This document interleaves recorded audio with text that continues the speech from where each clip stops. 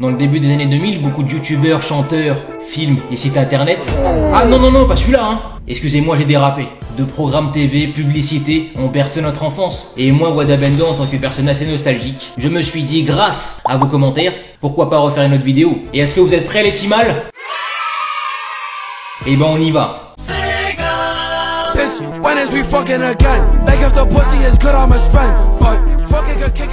Karate Kid est un film d'arts martiaux qui sort en 2010 avec comme acteur principal le grand Jackie Chan et le fils de Will Smith, le petit Jaden Smith. Le film, c'est l'histoire de Dre, incarné par Jaden Smith, un américain de Détroit qui déménage avec sa mère en Chine. Et dès son arrivée en Chine, il est victime d'intimidation et d'harcèlement de la part d'un groupe chinois de Kung-Fu.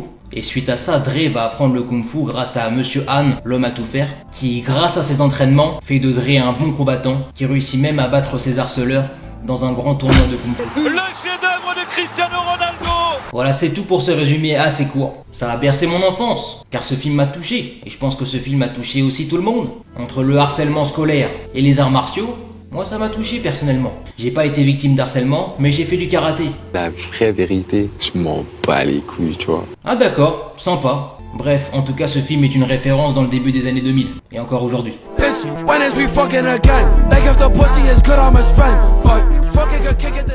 Le même que moi de Gary Fico et Léo Rispal est une musique qui est sortie en 2011. Normalement tu connais, enfin j'espère que tu connais. C'est l'une des meilleures musiques.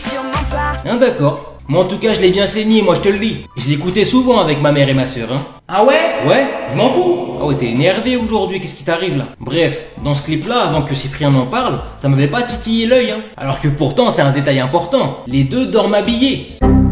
En même temps les gars, j'étais petit, c'est normal que ce détail ne me titille pas les yeux parce que je pense que je m'en foutais. C'était juste la musique qui m'entraînait. Bref, à part ça, cette musique a bercé mon enfance et bercé ton enfance, j'espère. Et les gars, vous te posez pas la question, qu'est-ce qu'est devenu le petit Léo Rispal? Eh bien moi si. J'ai tout simplement fait mes recherches, qui n'ont pas été bien longues, hein. Voilà, j'ai juste tapé Léo Rispal sur YouTube. Waouh. Qu'est-ce que je pourrais vous dire sur Léo Rispal? Il a grandi, maintenant il a une petite chaîne YouTube de 4000 abonnés, qui est quand même plus que moi, faut le dire. Il fait quand même des 60 000 vues, des 40 000 vues, qui est quand même beaucoup les gars, faut se le dire, hein. Moi je tape même pas les 1000 vues. La chance là, on n'a pas.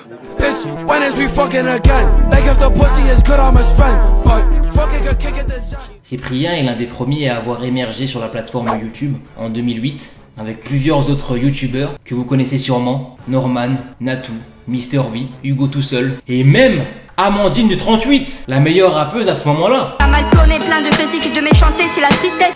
Cyprien était le youtubeur français le plus suivi à cette époque-là, avant qu'une dizaine d'années plus tard, un dénommé Squeezie le dépasse et le détrône. Hashtag Squeezie First. Cyprien comptait 2 millions d'abonnés en 2013. C'était juste colossal. Même aujourd'hui, ça l'est, mais moins. Regardez-moi, j'ai même pas 2000 abonnés. D'ailleurs, merci à tous pour les 1500 abonnés, ça fait plaisir, on est ensemble et on danse la Zumba.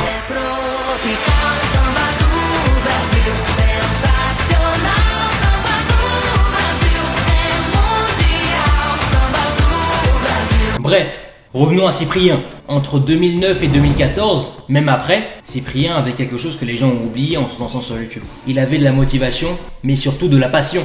Quand il a commencé YouTube, il s'est pas dit « je serai riche ». Il postait des vidéos comme ça pour le plaisir, et ça le faisait kiffer, et ça nous faisait kiffer. Donc les gars qui se lancent sur YouTube, j'ai un seul conseil. Si vous vous lancez pour gagner de l'argent, pour être millionnaire ou je sais pas quoi, c'est pas la peine, parce que vous le serez pas. Quand tu te lances sur YouTube, avant tout, c'est une passion. C'est-à-dire que quand tu fais du montage, tu dois le faire avec plaisir. Quand tu filmes, tu dois le faire avec plaisir. Quand tu écris ton scénario, tu le fais avec plaisir. Bref, à ce moment-là, Cyprien avait comme vidéo marquante, Cyprien répond à Cortex. C'est un clash de Cyprien envers Cortex. Après les insultes tout simplement de Cortex qui dénigre Cyprien.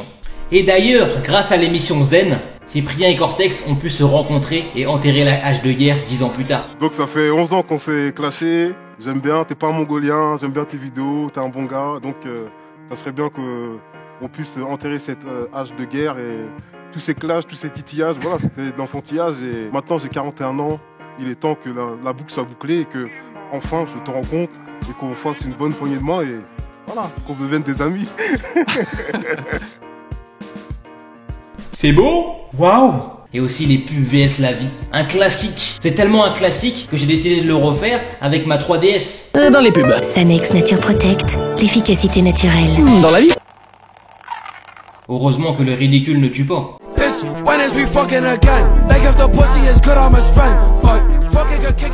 La Nintendo DS est sortie le 21 novembre 2004. Autrement dit, j'avais 1 an. Donc vous imaginez bien qu'en 2004, je n'ai pas eu DS, ni en 2005, ni en 2006. Mais en 2008, oui, j'étais trop content avec cette console. On pouvait insérer une carte et jouer.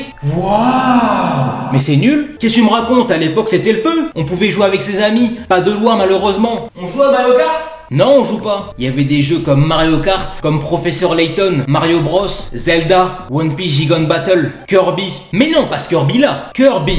Il y avait aussi Mario Party, Pokémon Gold. Tellement de bons jeux qui ont émerveillé mon enfance de geek.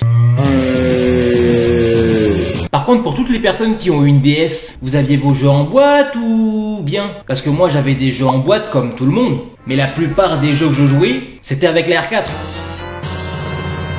Si tu connais pas ça, soit t'es riche, soit t'es con. Ou les deux. La R4, c'est une carte avec dedans une carte SD que tu pouvais insérer dans ton PC pour tout simplement installer des jeux, n'importe quel jeu que tu voulais, les nouveaux jeux qui venaient de sortir, même les anciens. Tu retirais la carte SD de ton PC, tu l'insérais dans ta R4, t'insérais tes R4 dans ta DS, je sais pas c'est quel sens, c'est là, voilà, comme ça, bam.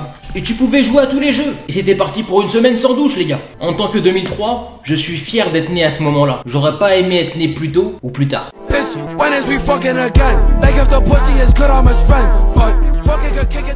Stream Complet est un site internet qui existe toujours et qui nous, en tant que pauvres, nous a aidés. T'arrivais sur le site internet, t'avais tous les nouveaux films, certes dans une qualité macabre, mais t'avais tous les nouveaux films. Ça nous dérangeait pas trop la qualité. Mais c'est vrai, nous, il n'y avait pas de 4K, 10K, 1000K, il n'y avait pas ça, nous. T'arrivais sur le site, tu galérais 10 minutes entre les pubs, les alertes virus. T'es au milieu du film, il y a un moment très très important. Et là, bam, chargement. Le son continuait, hein, mais l'image restait fixe. Mais ça nous dérangeait pas. On était contents, nous. Il n'y avait pas Disney+, il n'y avait pas Netflix, il n'y avait pas Amazon Prime. Il y avait cette beauté là.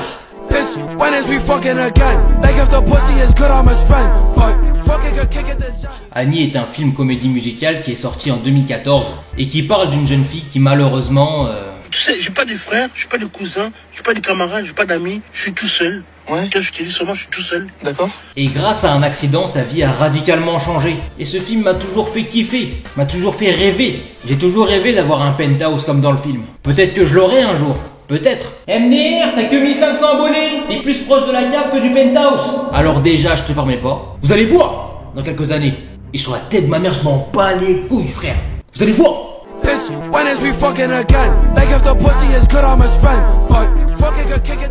Ibrahima Mboji, alias Moussé Tombola.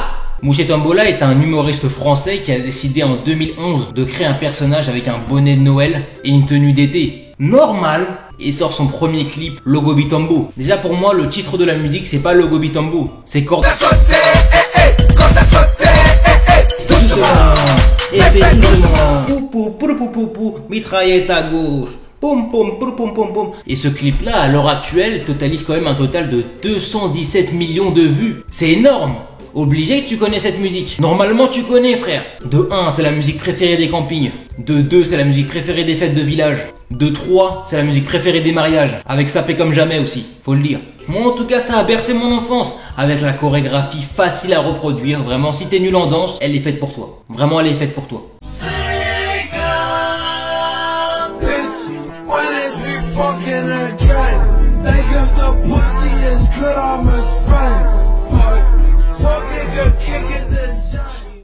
Bref les gars, c'est terminé pour cette vidéo, j'espère que vous avez kiffé, vous l'avez demandé, vous l'avez eu, et j'espère que vous êtes contents. N'hésitez pas à me donner votre avis dans les commentaires, n'hésitez pas à me demander si vous voulez un épisode 3, et je vous le ferai. Pas maintenant, mais je vous le ferai. Et je vous donne rendez-vous dimanche prochain à 20h pour une nouvelle vidéo. Bref, sur ce, bon appétit à toi, et on se dit à la revoyure, et on se retrouve pour de nouvelles aventures les Timals. Salut!